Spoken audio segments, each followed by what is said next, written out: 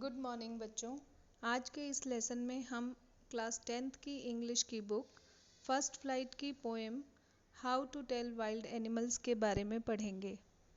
यह poem Caroline walls ने लिखी है, जो कि एक अमेरिकन राइटर रही हैं। इस पोएम में पोएटेस हमें अलग अलग जंगली जानवरों यानी वाइल्ड एनिमल्स की कैरेक्टरिस्टिक्स, विशेषताओं के बारे में बता रही हैं। इस पोएम की लैंग्वेज बहुत ही मज़ेदार और ह्यूमरस है। वाइल्ड एनिमल्स आपको पता है ना, जंगली जानवर। तो चलिए पढ़ते हैं क्लास 10th इंग्लिश बुक की poem 4 how to tell wild animals, written by Carolyn Wells. सभी बच्चे अपनी किताबें खोल लो। It is page number 43 in your book first flight.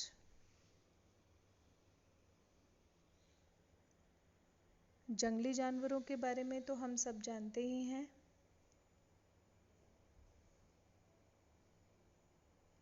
चलो इसकी समरी पढ़ लेते हैं। The poetess is describing various dangerous animals which are wild animals, जो कि जंगल में रहते हैं। She has introduced them one by one in a very funny way. First, she tells us about an Asian lion. She says that if you visit the jungles of the east and see an animal with tawny skin and it roars loudly, जंगल में अगर कभी आप जाएं और आपके ऊपर ज़ोर से दहाड़े, तो ये कौन है? Asian lion. दूसरे नंबर पे वो रॉयल बंगाल टाइगर की बात करती है, अगर वो जो कि आपके ऊपर अचानक अटैक कर देता है और आपको मार भी सकता है। The poetess adds humor by saying that if this beautiful black striped animal kills and eats you, then you have surely met a Bengal tiger. वो तुम्हें मारकर खा जाएगा, समझ जाना कि वो कौन है? Bengal tiger.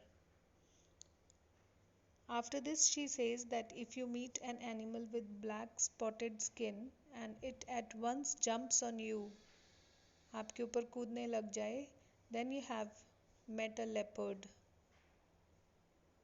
Moreover, she mentions that if you will cry out in pain, अगर एक जानवर आपके ऊपर बार बार छलांग लगाने लगे और आपको पेन होने लगे, तो अपने आप को बचा लेना, क्योंकि ये लेपर्ड होगा। Then the poetess moves on to the bear which hugs you very tightly. बहुत ज़ोर से गले लगाएगा, और अगर आप पहचान जाते हो ठीक है, नहीं तो वो फिर से गले लगाएगा।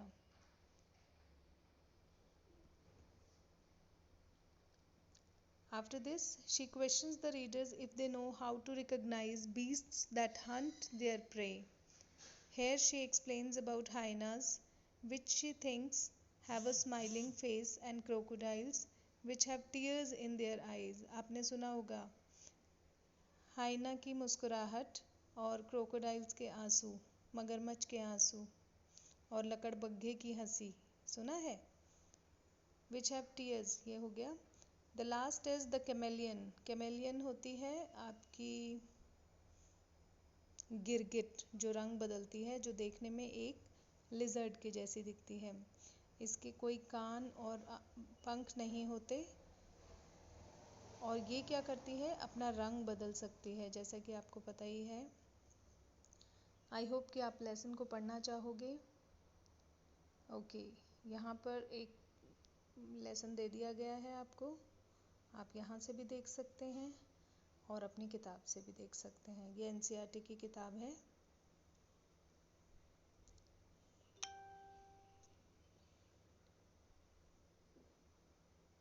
Let's start with stanza 1. The poet says, stanza 1 की रीडिंग कर लेते हैं।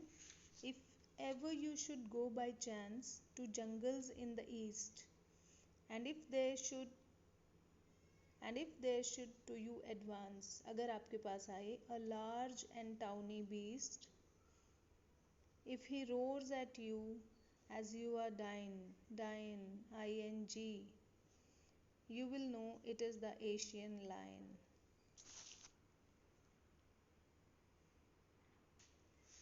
The poet says, if by chance you happen to go to any forest in the east, अगर आपको by chance ईस्ट पूर्व के किसी जंगल में जाने का मौका मिले, then you are likely to encounter a huge and terrible animal moving towards you. हो सकता है कि तुम अपने पास एक बड़े यानी ह्यूज और डरावनी टेरिबल एनिमल को अपनी ओर आते हुए देखो. You will notice that a large beast roars loudly at you. आपके ऊपर जोर से दहाड़ता है. And you feel that you are going to die.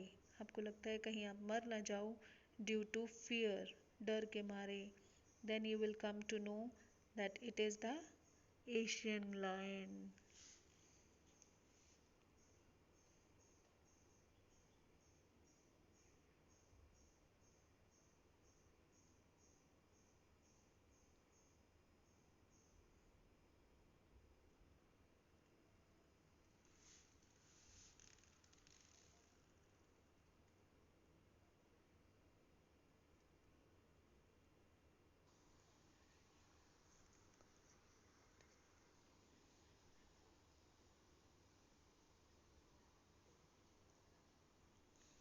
In stanza 2, the poet says that it is very likely that while roaming in the forest you are greeted by a wild beast.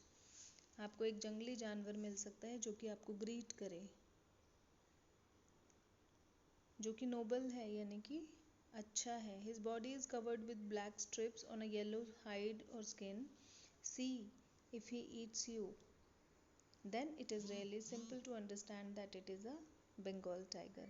उसके पीले शरीर पर yellow hide यानी कि पीला शरीर, काली रंग की धारियाँ होती हैं और अगर वो तुम्हें खाने आए तो वो कौन है? बंगाल टाइगर है. नोबल भी है और वाइल्ड भी है.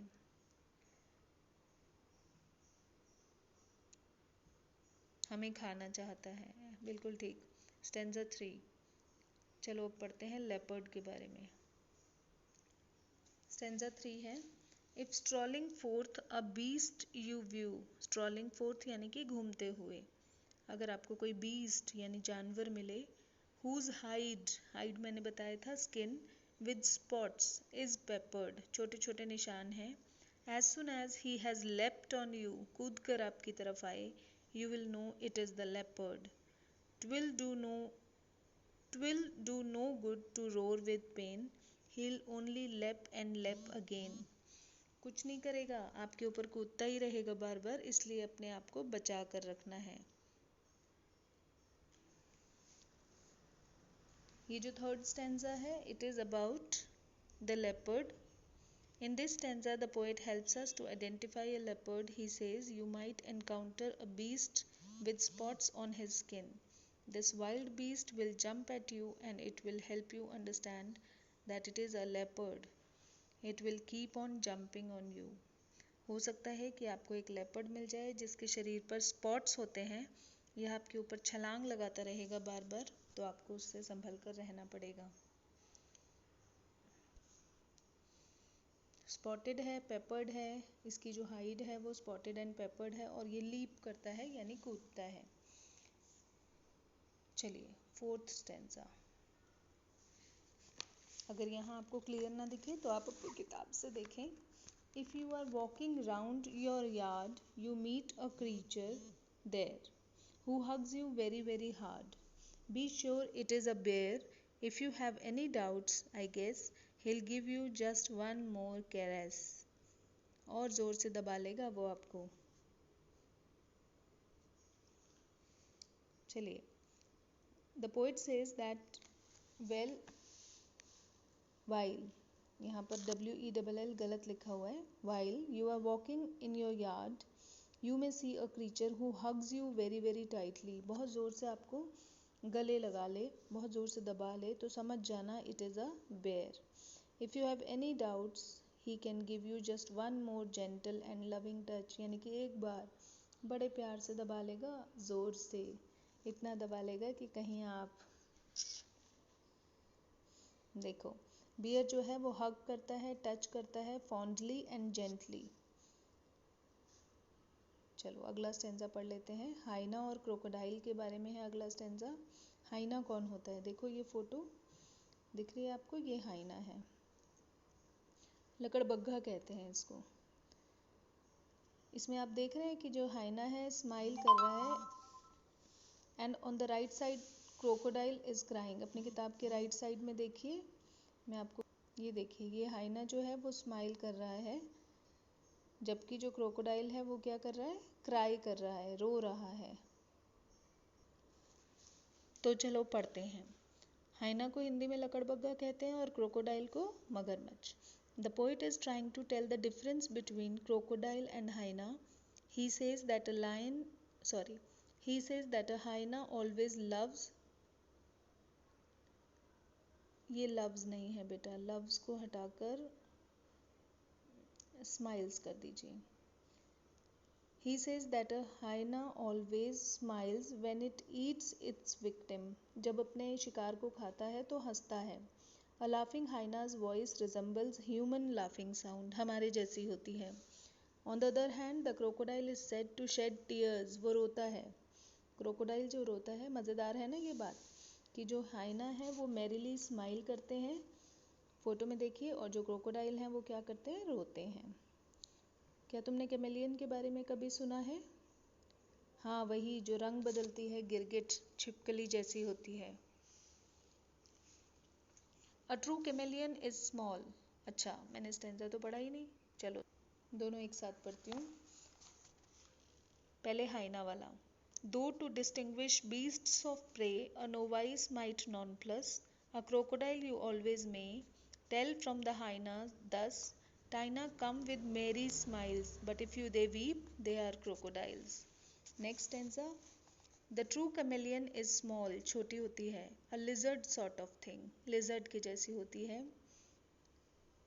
He hasn't any ears at all, कान नहीं होते, and not a single wing, उसके पंख भी नहीं होते।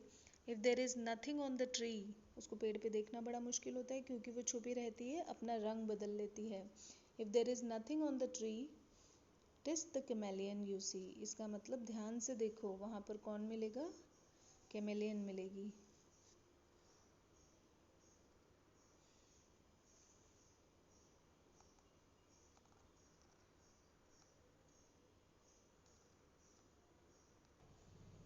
तो ये ग्लॉसरी है, आपकी किताब के नीचे ही लिखी हुई है। ग्राउंड का मतलब है बैकग्राउंड, जिसका मतलब है base.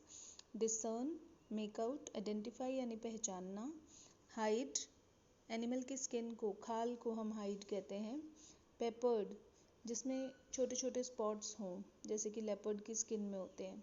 केयरस, a gentle loving touch, जो कि बेयर करता है। Novice, someone new to a job, जो अभी अभी कुछ सीख रहा हो। हाइना के लिए कहा गया है बिगिनर।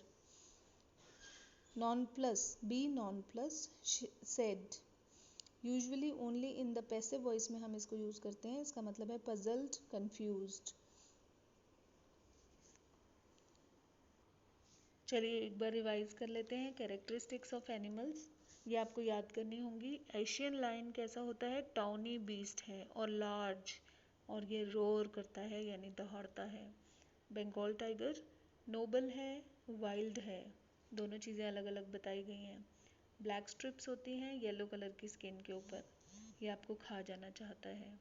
लेपर्ड स्पॉटेड और पेपर्ड स्किन होती है, यानी कि निशान चपटे होते हैं इसकी स्किन के ऊपर, और ये लीप करता है, LEAP। बुक में जो वर्ड दिया गया है वो LEP दिया गया है। बियर हग करता है, टच करता है fondly and gently. Hyena merry smiles, crocodiles weeps. Chameleon lizard की जैसी होती है, नो ईयर्स और विंग्स। चेंजेस कलर को हम कैमोफ्लेज कहते हैं। कैमोफ्लेज यानी कि किसी चीज़ को देखकर रंग बदलना। ये सारी आपको याद करनी है। Let's talk about the poetic devices used in the poem. Rhyming scheme आपको पता है, ABABCC, ABABCC। यहाँ पर मैं आपको बता दूँ कि किस तरह से है।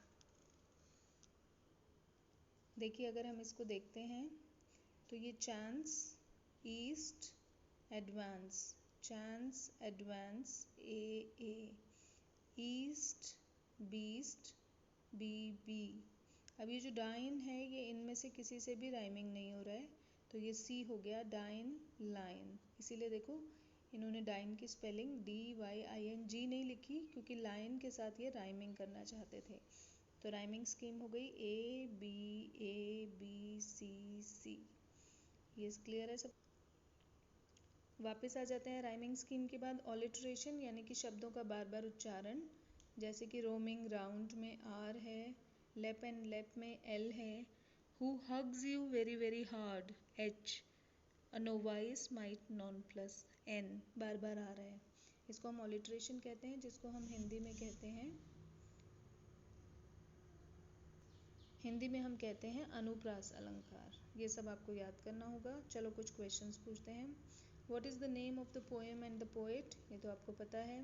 How to tell wild animals is the name of the poem and Carolyn Wells. Who is the noble wild beast? Bengal tiger. What is the meaning of strolling forth in the third stanza? Walking और roaming around, AROUND। एक और question है जो कि थोड़ा बड़ा है। State in your own words the humour which lies in the poem. किसी बच्चे ने बताया कि जो अलग अलग तरीके से बता रही है वही हंसी की बात है। तो चलिए इसको हिंदी सही शब्दों में देख लेते हैं। The poet Carolyn Wells creates humor by describing various wild animals, explains the different characteristics of different animals in a very funny and interesting manner. She uses a simple language and refreshes our mood and makes us happy. The poem suggests some dangerous ways of identifying wild animals, which is actually not possible in real life. This creates all the fun. क्योंकि जिस तरह से इसने बताया है उस तरह से तो हम जानवरों की पहचान कभी भी नहीं करते हैं। अगला क्वेश्चन जो कि मैं आपको होमवर्क के लिए दे रही हूँ, find out the meaning of bear's hug, hyena's smile and crocodile's tears. ये आप अपनी डिक्शनरी से देखिए। आशा करती हूँ कि आपको लेसन समझ में आ गया होगा। एक बार इसको दोबारा पढ़कर देखिए।